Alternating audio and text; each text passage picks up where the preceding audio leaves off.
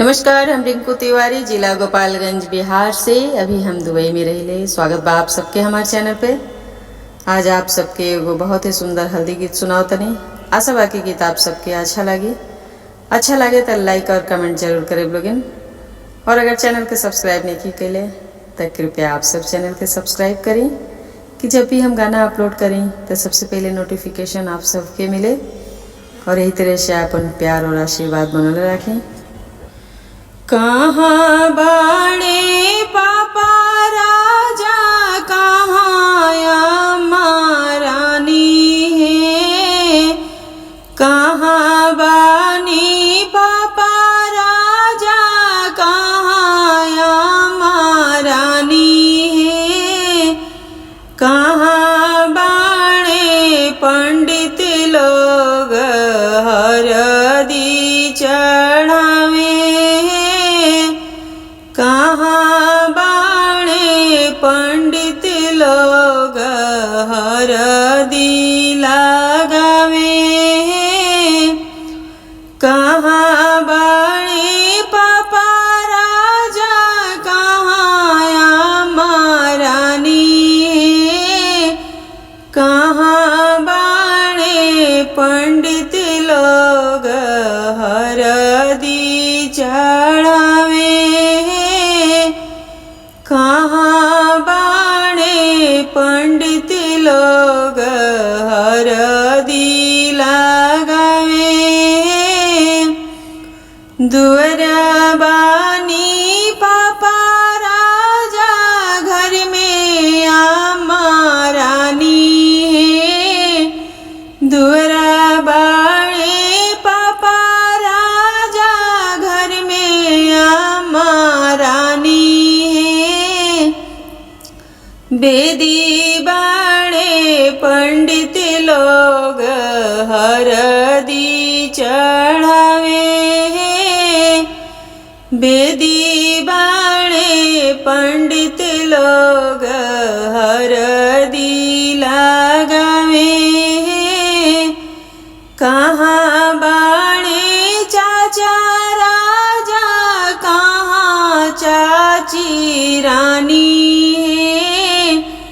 कहाँ बाणे चाचा राजा, कहाँ चाची रानी है। कहाँ बाणे फूफा लोग हरदी चढ़ावे। कहाँ बाणे फूफा लोग हरदी लगावे। दुअरा बाणे चाचा राजा, घर में चाची रानी है। दुअरा बाणे चाचा राजा, घर में चाची रानी है। बेदी बाणे फूफा लोग हरदी लगावे। बेदी बाणे जी फूफा लोग हरदी चढ़ावे। कहाँ बानी भैया राजा, कहाँ भाभी रानी है। कहाँ बाणे भैया राजा, कहाँ भाभी रानी है। कहाँ बाणे जीजा लोग हरदी चढ़ावे। कहाँ बाणे जीजा लोग हरदी लगावे। दुअरा बाणे भैया राजा, घर में भाभी रानी है। दुअरा बाणे भैया राजा, घर में भाभी रानी है। अंगना बानी जीजा लोग हर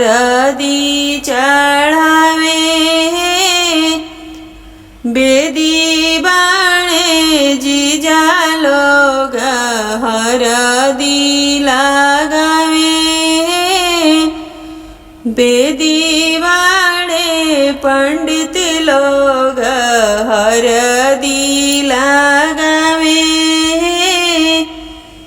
बेदी बाणे फूफा लोग हरदी लगावे। बेदी बाणे जीजा लोग हरदी लगावे। बेदी बाणे जीजा लोग हरदी लगावे।